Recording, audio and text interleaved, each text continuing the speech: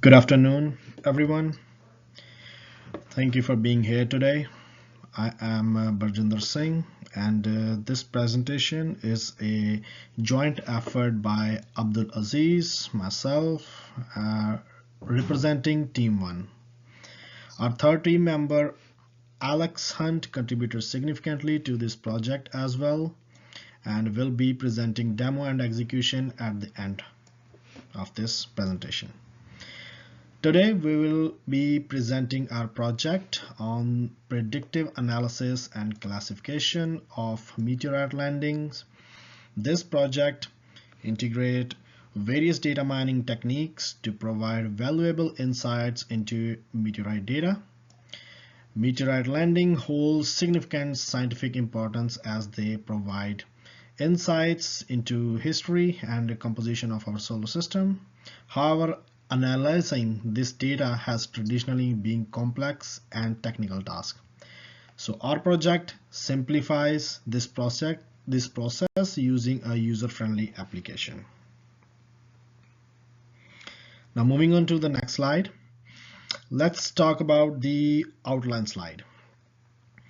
We will be discussing the problem we aim to solve. We will start with an introduction, related work, and then informed our approach with the data set that we used. We will be going through a methodology, including data preprocessing, algorithms, and the functionality. Finally, we will be sharing our result, conclusion, and a potential future work at the end, followed by the demo and the execution. Moving on to next slide. Let's talk about introduction. So firstly, we will talk about a problem statement. Analyzing meteorite landing is a complex and requires advanced tools, and that are often difficult to use. Existing solutions till now are fragmented and lack integration. So the objective was to develop an easy to use application for analyzing meteorite data by integrating three different data techniques: that classification, regression, and clustering model. The scope was to utilize NASA meteorite landing dataset with the attributes such as mass, year, latitude, and longitude. Moving on to next, let's talk about related work. There have been already some key studies on this. So the recent one was in 2024, where there was a big data framework for the astronomy archives, followed by in 2017 the data mining for near Earth asteroids analysis, and in 1986 the pioneered decision tree algorithm, and in 2010 advanced clustering techniques like k-means. There was another 2001 regression model for prediction. So there was a research gap. There was no existing solution combining these techniques like classification, regression, and clustering into one user-friendly platform. Let's talk about a data set. So the source of the data set is the NASA website, and the total attributes were 34,513 records. So the key attributes were mass, that was in gram, and weight of the meteorite sample, the year of the discovery of fall or fell. Then there was a latitude, that's obviously a geographic location, followed by longitude, that's also a geographic location. Let's move on to the next slide. Talking about the dataset preprocessing, the steps that we took was, firstly, we handled the missing values, followed by a scale feature for compatibility with algorithm. Then we transformed the target variable, like for fell we use 1 and for found we use 0. So all this was done using a custom pre-processing pipeline implemented in the Python. Let's move on to the next proposed work and results. Features implemented. Firstly, we used classification, and we used the classification to predict meteorite status, that's fell or found, if the meteor was fell already or they found. We use clustering, in which we use group meteorite geographically, so we can on the world map can find and look for the geographical location. Moving on to next, the third feature is the regression, predicting landing year and the location. Adding on to, we have visualization in our GUI application, where there's interactive maps and graphs integrated into a user-friendly application. Technology stack, we used Python-based algorithm using NASA dataset, and we also used R for our different classification models. From now here onwards, I would like Abdul Aziz to take over and talk about the algorithms. Oh, okay. Thank you, Barjinder. So I'm going to go over the algorithms that we have used in our project. So let's start first with the classification. So usually classification is done using decision trees and another complex trees such as random forest and the combination of those two. But for our project, we have used decision trees. Now the splitting criteria for decision trees are of two types, so entropy and the Gini index. So we have decided to use entropy as a criteria for splitting, and we have used a total of 4 different metrics to assess our decision tree algorithm to provide a fairer result of our decision tree algorithm. So the metrics are accuracy, which came out to be 89.6, precision, which came out to be 91.2, recall, which came out to be 88.4, and an upfront score of 89.5, demonstrating an overall very good performance in the predictive capability of this algorithm. Now clustering. Was done with the help of a custom k-means algorithm for geographic grouping. So to calculate the distance between the centroids and the data points, we have used Euclidean distance, and the evaluation of the farm clusters was done using the seedhood score. Linear regression, and the third algorithm is going to be regression. So we have used linear regression for predicting the latitude and the longitude for a given year. So the metric to assess our linear regression model was RMSE, which came out to be 2.1 for latitude and 3.4 for longitude.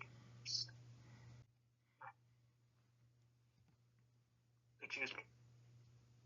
So for the functionality one, which is our classification in our case, so the input to our model was mass, which is in grams, as discussed earlier, year, latitude, and longitude. So the output was just a binary classification variable, which was fell or found, which was encoded into 1 or 0.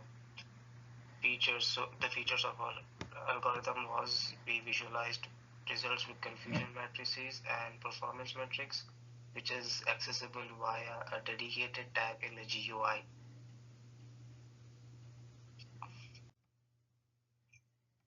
Functionality 2, which is clustering. So the purpose of this functionality was to group meteorites by geographic properties to assess them more easily. The features are dynamic. We can dynamically adjust the number of clusters in our application. We can visualize the clusters on world maps, and we can also toggle the visibility of individual clusters for customized analysis.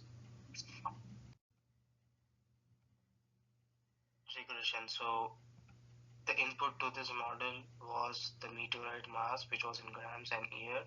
So the output is it predicts the latitude and the longitude of the meteorite landing. So for visualization, we have visualized this on a satellite-based world map, and we have clamped the predictions to valid geographic ranges to make the predicted longitude and latitude valid.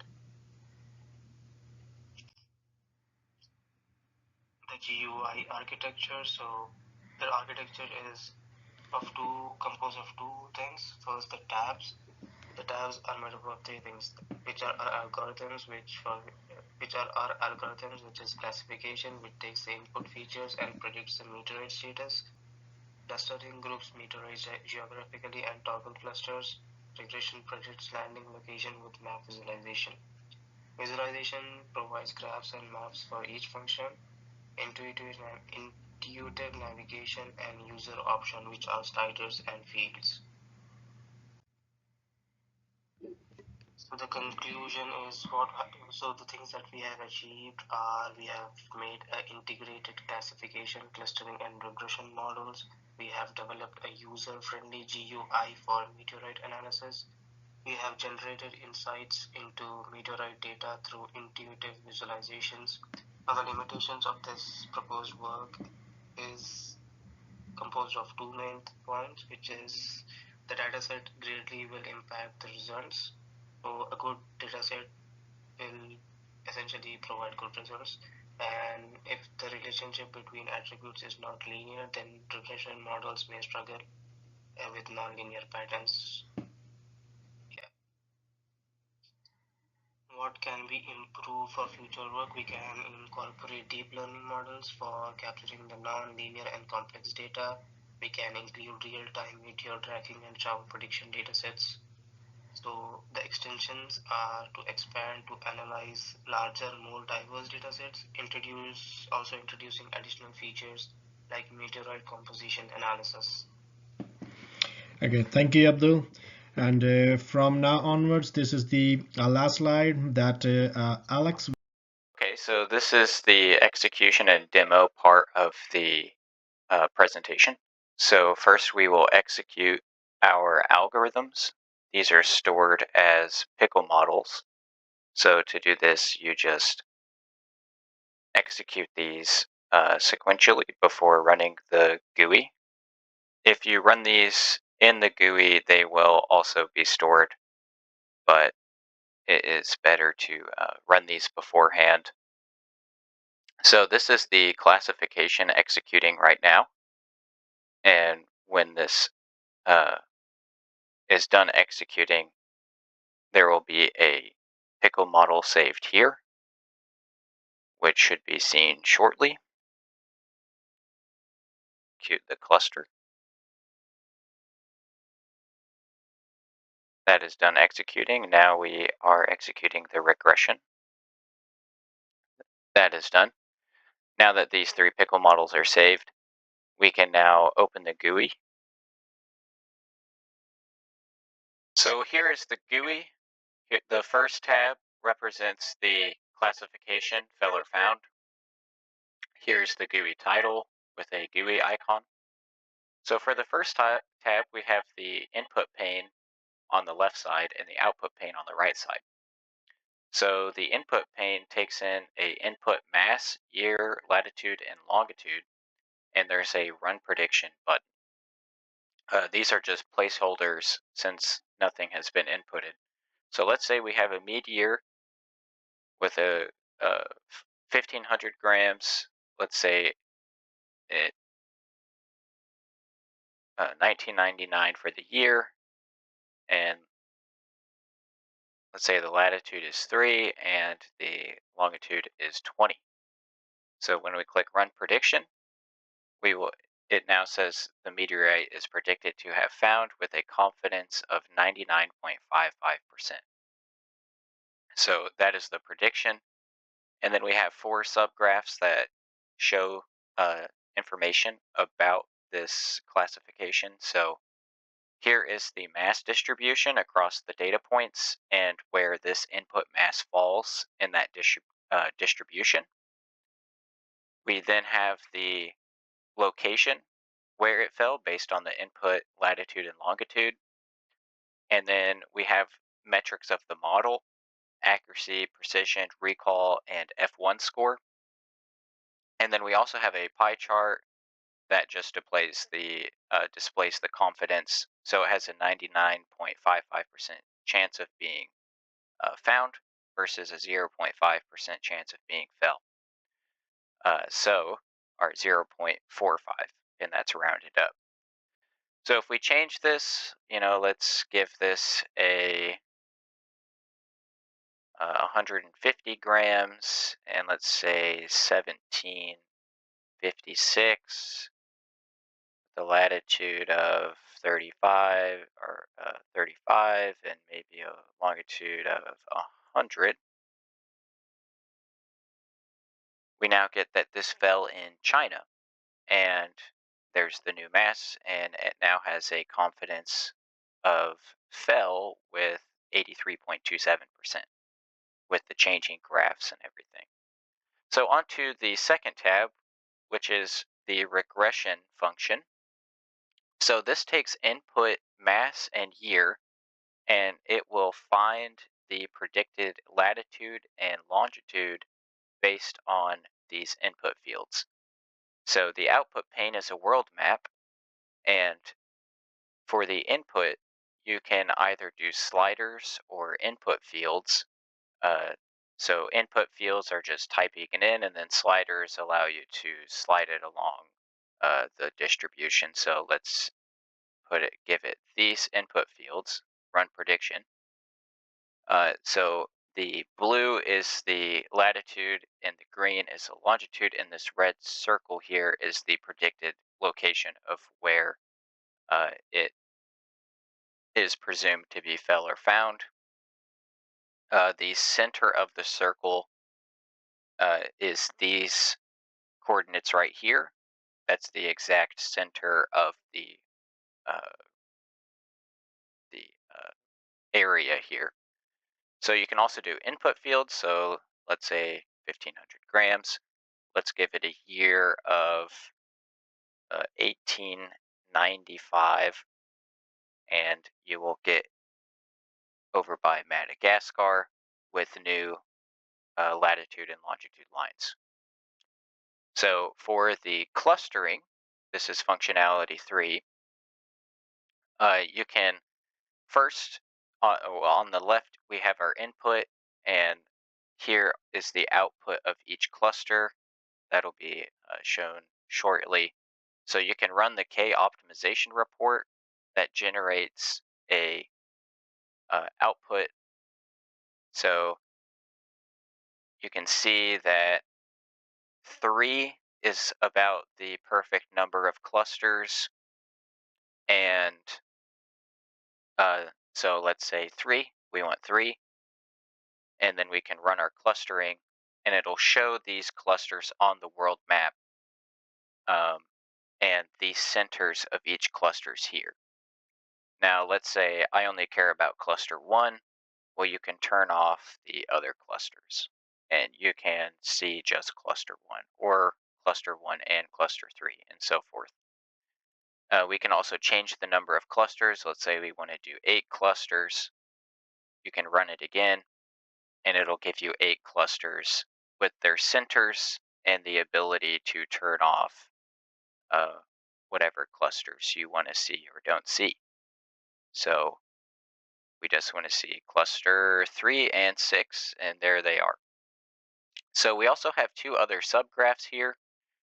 So this will show the mass distribution across each cluster, 1 through 8. And then the third graph will show the mean, median, and standard deviation for each cluster as well.